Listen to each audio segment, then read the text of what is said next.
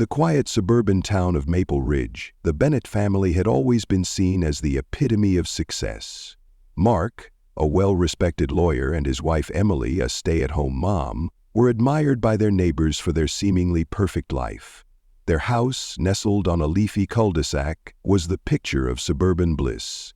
A charming two-story home with a white picket fence, lush green lawn, and flower beds that bloomed with vibrant colors each spring. Mark's career was thriving, and Emily devoted her time to raising their two young children, Noah and Lily, who were often seen playing in the yard, laughing and chasing each other on their bikes. To anyone looking from the outside, the Bennetts were the ideal family. Neighbors would often comment on how well Emily and Mark seemed to complement each other, praising their shared interests, their apparent love, and their close-knit family dynamic. Emily was always seen at PTA meetings, helping at the local food bank, or attending yoga classes. Mark, though busy with his demanding job, made sure to come home early for family dinners, and they often took weekend trips to the nearby park or beach. They'd become the go-to family for neighborhood gatherings and block parties, where they always seemed to be the life of the event, with Emily making her famous potato salad and Mark cracking jokes that kept everyone entertained. But as the years went by, things slowly began to change. It wasn't obvious at first. There were no explosive arguments, no public signs of trouble. Emily still managed the household with grace, and Mark was as dedicated to his work as ever. But a subtle shift started to creep into their lives, a shift that no one, not even Mark, could have predicted. Emily, once so engaged in every aspect of family life, began to show signs of restlessness. She started taking long walks during the afternoons, sometimes disappearing for hours without a clear explanation of where she had been. At first, Mark didn't think much of it. He chalked it up to the stresses of motherhood, or perhaps a need for some personal space. As time went on, though, Emily's absence became more frequent, and her behavior began to shift in other ways. She seemed distracted, often lost in thought during family dinners or evening conversations. Her once bright smile appeared forced, her laughter less genuine. Even the small things, the way she avoided eye contact with Mark or would hurry to the bathroom with her phone in hand, began to nag at his mind. But Mark, a man of routine, a man who prided himself on his work ethic and his commitment to his family, didn't press her. He trusted her implicitly. He had no reason to doubt her. She was his wife, the mother of his children, and they had been together for over a decade. Their bond seemed unshakable. Little did he know, Emily had begun to confide in someone else, someone outside their marriage. John Matthews, a new neighbor who had moved in next door, had quickly become part of their social circle. A handsome, well-spoken man in his early 40s, John was everything Mark wasn't: free-spirited, easygoing, and always the life of the party. Emily found herself drawn to him. At first, it was innocent. A casual conversation over the fence, a shared cup of coffee, the occasional chat while their children played together. But soon, the conversations became more personal, more intimate. John listened to Emily in ways that Mark, with his busy schedule, had stopped doing. He noticed when Emily was tired or frustrated, and he was there with kind words or an encouraging smile. The connection between them grew deeper, though neither of them intended for it to happen. Emily didn't even recognize it at first. It just felt good to feel seen, to feel heard. Their friendship slowly turned into something much more dangerous, though neither of them was willing to admit it. To the outside world, the Bennett's life remained perfect. But beneath the surface, a secret was taking root, one that would unravel everything they had worked so hard to build. The very things that made their life seem flawless were the same things that would eventually lead to its destruction. With time, Mark had no idea that his seemingly ideal life was teetering on the edge of collapse, and neither did Emily, at least not yet.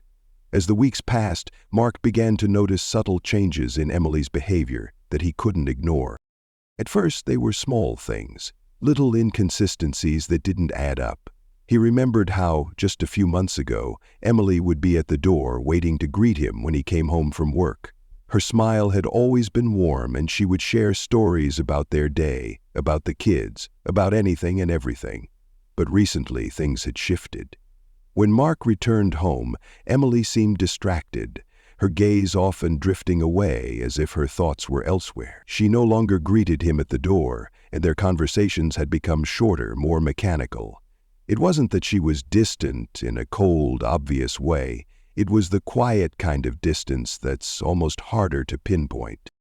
Mark tried to dismiss these changes. It had been a long year at work, and he was under pressure to close several important cases. Maybe Emily was just dealing with her own stress. She had always handled everything with grace, managing the house and the children, but maybe she was starting to feel overwhelmed.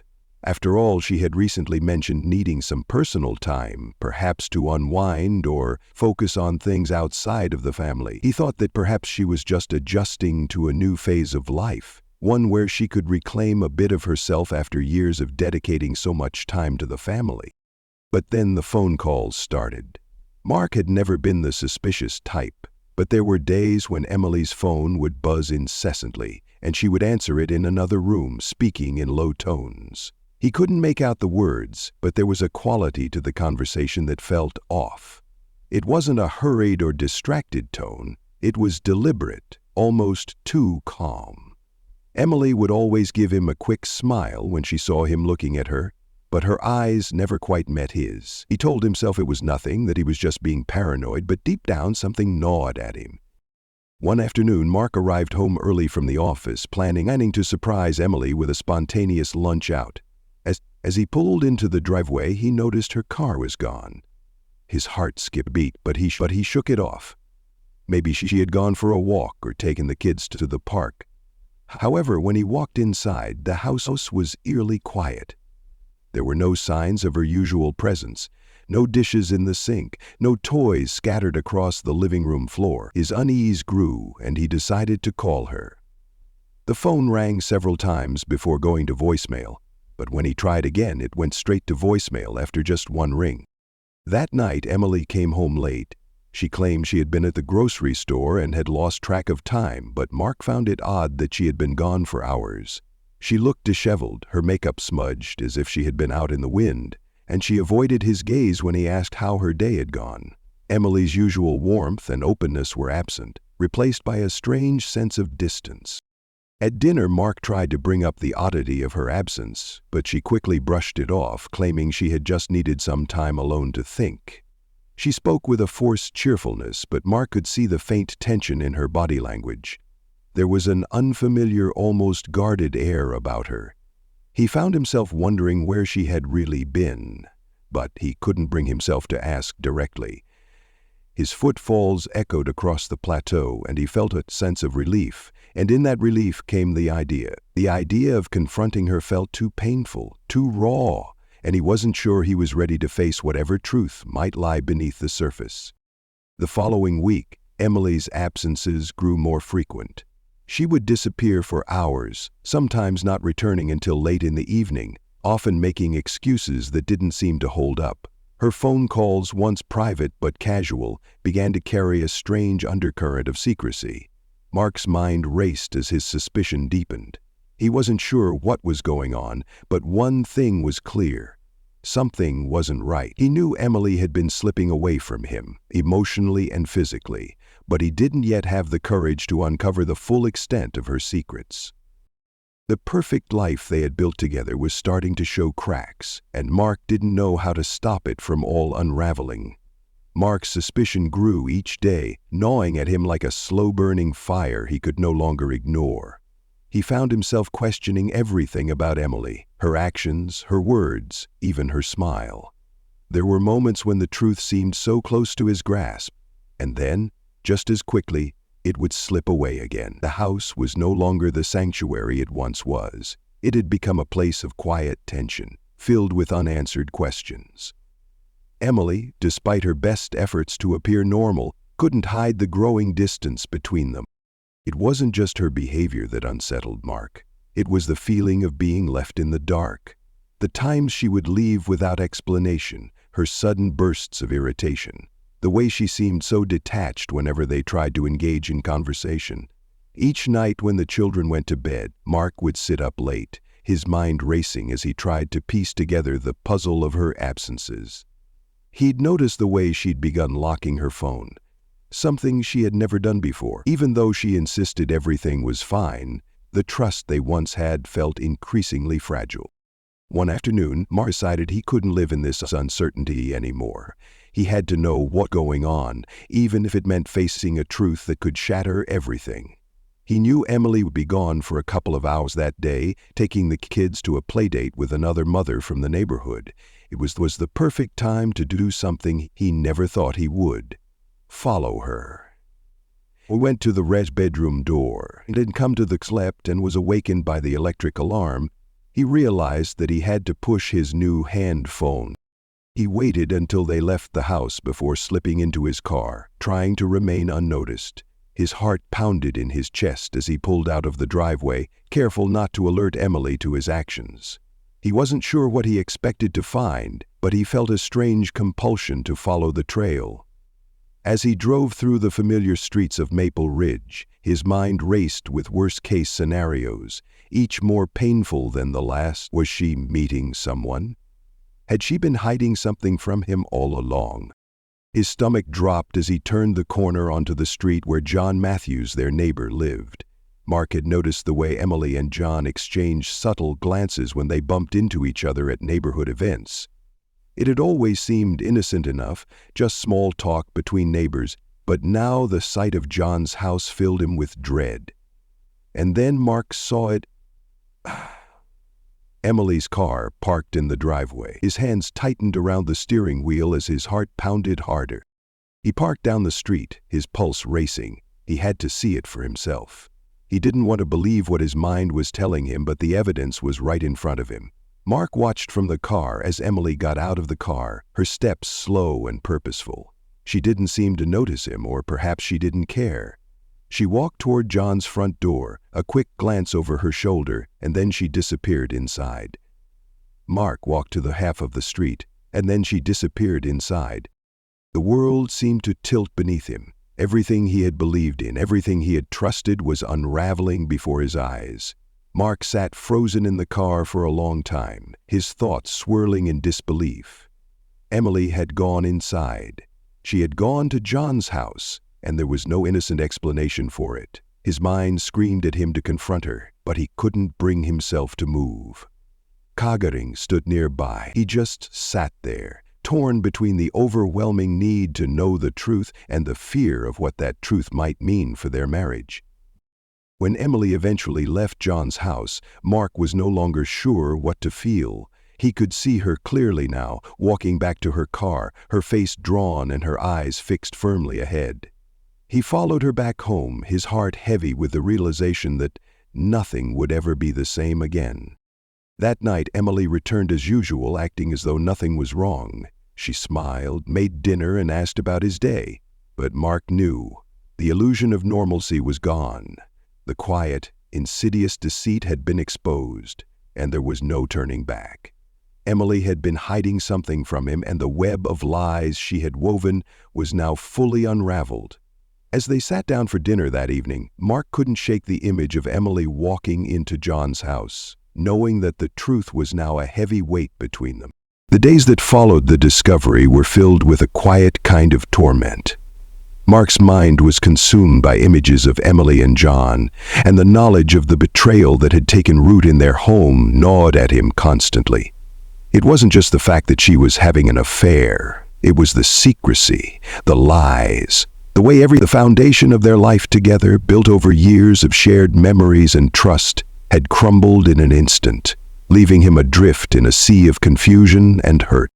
Mark knew he couldn't continue living in this limbo, pretending that everything was fine while knowing it wasn't. The mask they both wore had begun to crack. It was a painful, suffocating silence that hung over the house. Emily, too, seemed caught in a whirlwind of emotions. There were moments when she appeared deeply remorseful, her eyes full of regret. But then there were others when she withdrew completely, as if shutting down was the only way she could cope. Mark, for his part, didn't know how to reach her. The woman he had known, the one he had trusted with everything, was slipping further and further away. He could see it in the way she wouldn't meet his eyes, the way she avoided touching him, even when their hands brushed accidentally. The breaking point came one evening when Mark could no longer suppress the storm of emotions that had been building inside him. He had spent days pacing around their home, questioning every moment they had shared, replaying every conversation in his mind, trying to figure out when things had gone wrong. He had avoided confronting Emily because he wasn't ready to face the consequences of her actions. But that night, the dam broke. He couldn't hold it in any longer. After dinner, when the kids had gone to bed, Mark sat down in the living room, the familiar setting suddenly feeling foreign. Emily, as usual, busied herself with tidying up, pretending not to notice his tense posture. But Mark had reached a point of no return. He stood up abruptly, his heart pounding in his chest, and walked over to where Emily was. She looked up at him, startled, her hands freezing mid-motion as she sensed something in the air. "Where were you today?" Mark's voice was low, but it carried the weight of everything that had been building up inside him. "Don't lie to me, Emily. I know what's been going on." The words hit her like a punch to the stomach. She blinked, trying to keep her composure, but her eyes betrayed her, wide with guilt and fear. For a moment there was a heavy silence, filled only with the sound of Mark's breath and the quiet hum of the house.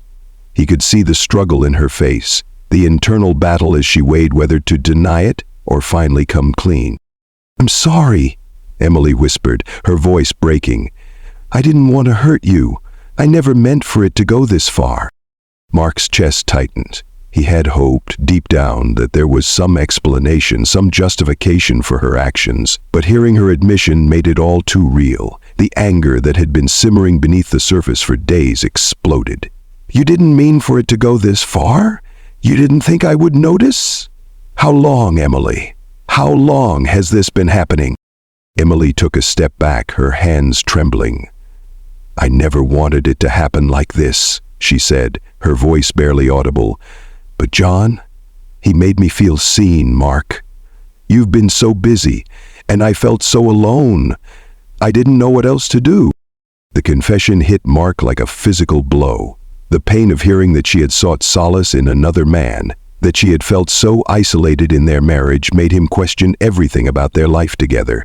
All the years, all the moments they had shared now seemed hollow. He wasn't just angry, he was heartbroken.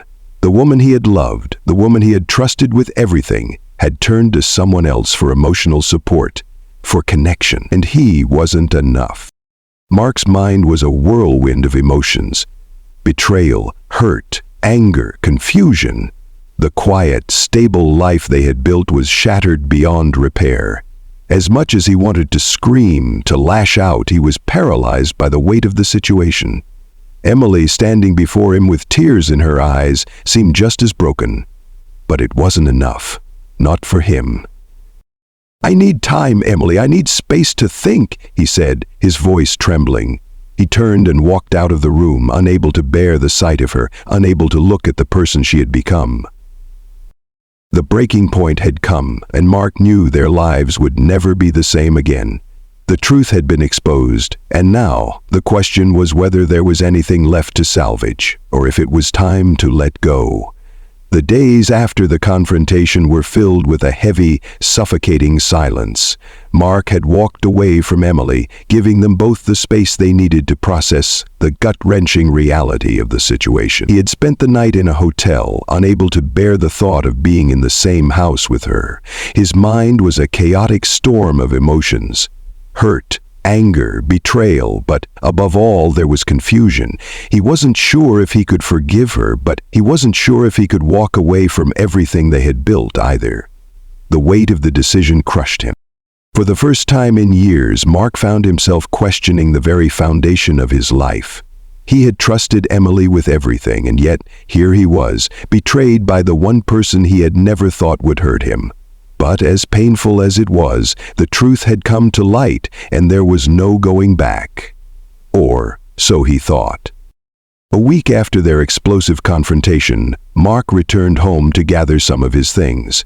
He had been staying with a friend, but he knew he couldn't avoid facing Emily any longer. The house felt empty, too quiet without the usual sounds of their children or Emily's presence.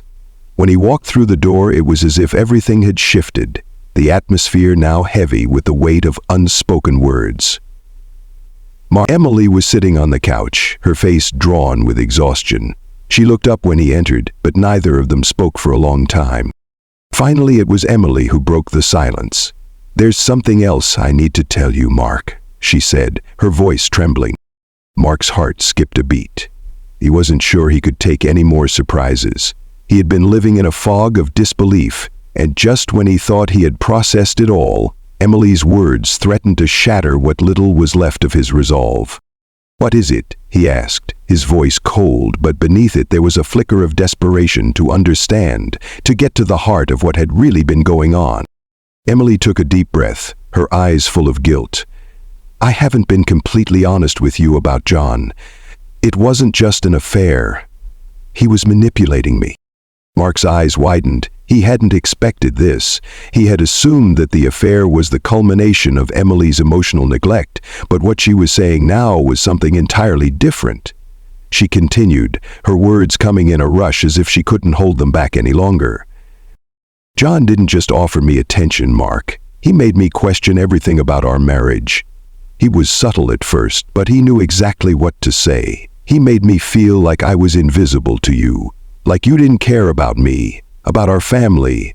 I started to believe it. I thought you didn't love me anymore, that I had to find someone else to feel seen. But it wasn't just me. It was all part of his plan." Mark's mind raced. What was she saying? Was it possible that John had deliberately targeted Emily, manipulating her emotions to drive a wedge between them? Mark struggled to process the enormity of what Emily was revealing. He had always seen John as just a friendly neighbor, someone they casually interacted with during neighborhood events, but the idea that he had been scheming all along was something Mark couldn't quite grasp. "John knew exactly what he was doing," Emily continued. "He played on my insecurities, my loneliness. He was patient, always there when I needed someone to talk to. But in the end, he wanted more than just a friendship. He wanted control. I never realized it until it was too late." Mark felt a wave of nausea rise in his chest. All this time, he had been focused on Emily's betrayal, but now he was forced to confront the horrifying possibility that someone had been manipulating both of them.